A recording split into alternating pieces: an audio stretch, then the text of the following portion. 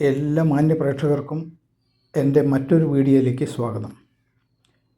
ഇപ്പം നിങ്ങൾ കാണുന്നത് കട്ട് ചെയ്ത ഒരു മാവാണ്. ഏകദേശം ഒരു 6 അടി പൊക്കത്തിൽ വെച്ചാണ് അത് കട്ട് ചെയ്ത് കളഞ്ഞത്. അപ്പം ഞാനതിൻ്റെ തൊട്ടാണ് നിൽക്കുന്നത്. നിങ്ങൾക്ക് കാണാം, ഏകദേശം എൻ്റെ ശരീരത്തോളം കഷ്ടിച്ച് വണ്ണം വരുന്ന ഒരു മാവാണ്. അതൊരു 6 അടി വെച്ച് മുറിച്ച് കളഞ്ഞു. ഇത് എൻ്റെ സുഹൃത്തിൻ്റെ വീട്ടിലാണ്. അപ്പം അതിൻ്റെ ഒരു 3-4 ബ്രാഞ്ചസ് വന്നിരുന്നു കട്ട് ചെയ്ത് കളഞ്ഞതിന് ശേഷം. അതിൽ 2 ബ്രാഞ്ചസിൽ നമ്മളിപ്പോൾ ഗ്രാഫ്റ്റ് ചെയ്യാൻ പോവാണ്. 2 വെറൈറ്റി മാവിൻ്റെ ബ്രാഞ്ചസ്. അപ്പോൾ അതിനൊരു ബ്രാഞ്ച് സെലക്ട് ചെയ്തു. അതിൻ്റെ തലഭാഗം കട്ട് ചെയ്ത് കളഞ്ഞു. ഇനി അതിൽ നമ്മളൊരു റൂട്ട് സ്റ്റോക്കിൽ ഒരു ചെറിയ വിടവുണ്ടാക്കി സിയോണിൻ്റെ എഡ്ജ് കൂർപ്പിച്ചെടുത്ത് ഇപ്പോൾ അതിൽ വയ്ക്കുകയാണ്. 2 ബ്രാഞ്ച്, നല്ല ബ്രാഞ്ച് 2 ഉള്ളൂ. 2 നമ്മൾ ചെയ്യുന്നുള്ളൂ. നാട വെച്ച് ചുറ്റലാണ്. ഇപ്പോൾ നാട വെച്ച് ചുറ്റാൻ പോകണം. നാട വെച്ച് നല്ല പോലെ ചുറ്റി കെട്ടുകയാണ്. ഇപ്പോൾ നമ്മളതിന് ഉപയോഗിക്കുന്ന ബഡ്ഡിങ് ടൈപ്പാണ്. ഞാൻ മറ്റൊരു വീഡിയോ ഇന്നലെ റിലീസ് ചെയ്തിരുന്നു. അതിലും ഒരു മാവിൽ വണ്ണം കുറഞ്ഞ ചെറിയൊരു മാവിൽ 4 വെറൈറ്റീസ് പിടിപ്പിച്ചിട്ടുണ്ട്.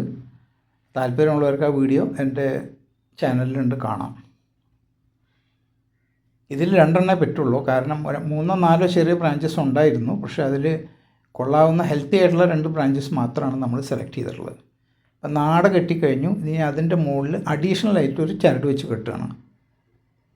അത് നമ്മുടെ കാമ്പിയം ലേയേഴ്സ്, ഇതിൻ്റെ 2ൻ്റെയും റൂട്ട് സ്റ്റോക്കിൻ്റെയും സിയോണിൻ്റെയും കാമ്പിയം ലേയേഴ്സ് നല്ല പോലെ ചേർന്നിരിക്കാൻ വേണ്ടിയാണ് നാടയുടെ പുറത്തു കൂടെ നല്ലൊരു ചരട് വെച്ച് നമ്മൾ ടൈറ്റാക്കി കെട്ടുന്നത്. ഈ കെട്ടുന്ന ചരട് ഷോർട്ട് ലിവ്ഡാണ്. അത് കൂടുതൽ കാലം വയ്ക്കാൻ പാടില്ല. Maximum 3 months. അത് കഴിഞ്ഞ് അഴിച്ചു കളയണം. ഇത് സക്സസ് ആവുകയാണെങ്കിൽ, നമ്മുടെ ഗ്രാഫ്റ്റിംഗ് സക്സസ് ആയി അതിൽ പുതിയ മുകളും പുതിയ ഇലകളൊക്കെ വന്നു കഴിഞ്ഞാൽ ഒരു 2 to 3 months കഴിയുമ്പോൾ അത് അഴിച്ചു കളയണം.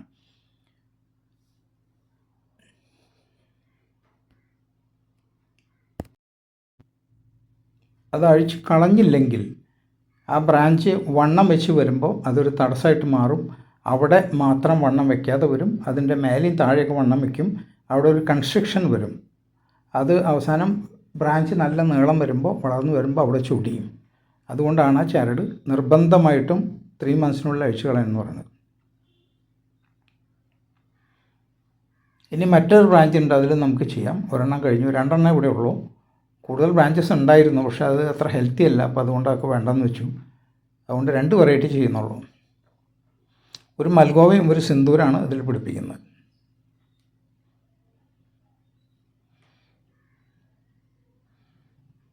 ഇപ്പോൾ ലെഫ്റ്റ് സൈഡിൽ നിങ്ങൾക്ക് കാണാൻ മാത്രമായിട്ട്, റൈറ്റ് സൈഡിൽ നമ്മൾ ചെയ്ത് കഴിഞ്ഞു.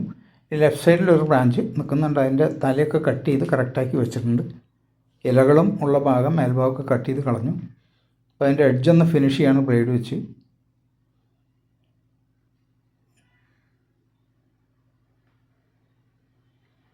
ഇനി അതിൽ സ്പ്ലിറ്റ് ഇടുകയാണ്. വി ഷേപ്പ് കട്ടിങ് അല്ലെങ്കിൽ സ്പ്ലിറ്റ്. ഒരു 1.25 ഇഞ്ച് അല്ലെങ്കിൽ 1.5 ഇഞ്ച് മാക്സിമം അത്രയും വേണ്ടു. 1 ഇഞ്ച് ആയാലും ഓക്കെ. അത്രയും ഡെപ്ത് അതിന് ആവശ്യമുള്ളൂ.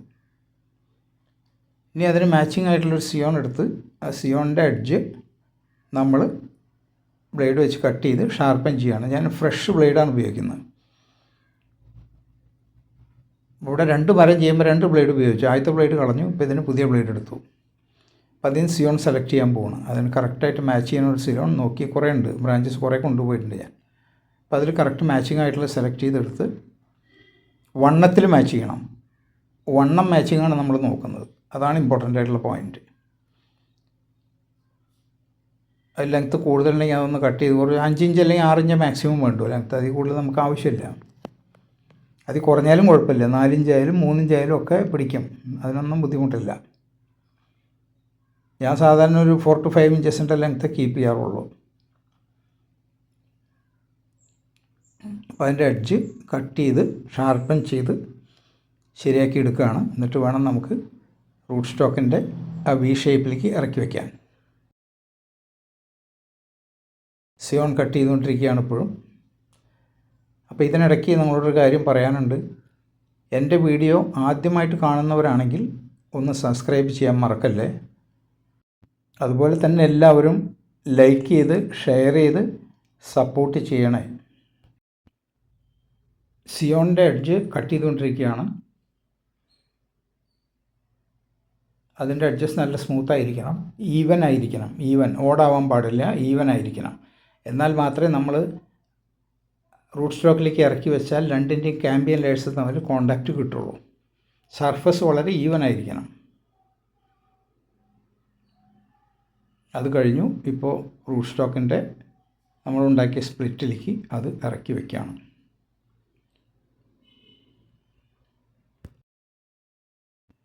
അത് ഇറക്കി വെച്ചു. ഇനി നമുക്ക് നാട ചുറ്റണം. വഡിങ് ടേപ്പ് വെച്ച് ആ മുറിഭാഗം നല്ലപോലെ ടൈറ്റായിട്ട് ചുറ്റി കെട്ടണം.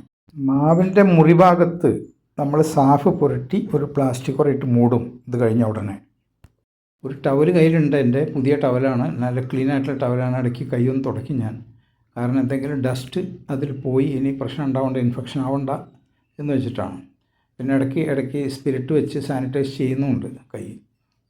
ഒരു ബോട്ടിൽ സർജിക്കൽ സ്പിരിറ്റ് കയ്യിലുണ്ട്. നാട ചുറ്റിക്കൊണ്ടിരിക്കുകയാണ്.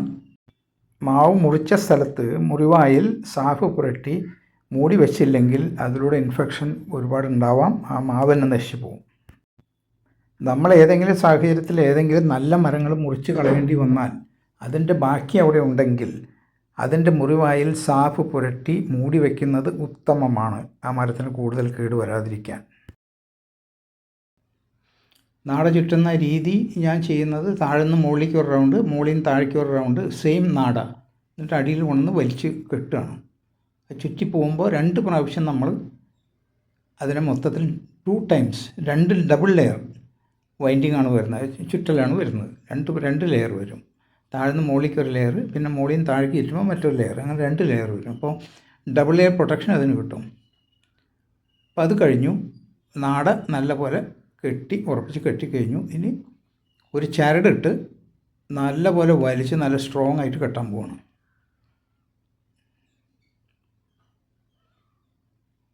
അത് ക്യാമ്പിയൻ ലെയേഴ്സ് നല്ല കോണ്ടാക്റ്റ് കിട്ടാൻ വേണ്ടിയാണ്. നമ്മുടെ നാട ചുറ്റുമ്പോൾ വലിച്ചെങ്കിലും അതിന് ലിമിറ്റേഷൻസ് ഉണ്ട്. അധികം വലിക്കാൻ പറ്റില്ല, പൊട്ടിപ്പോവും. അപ്പോൾ അധികം ബലമായിട്ട് വലിച്ചിട്ടില്ല.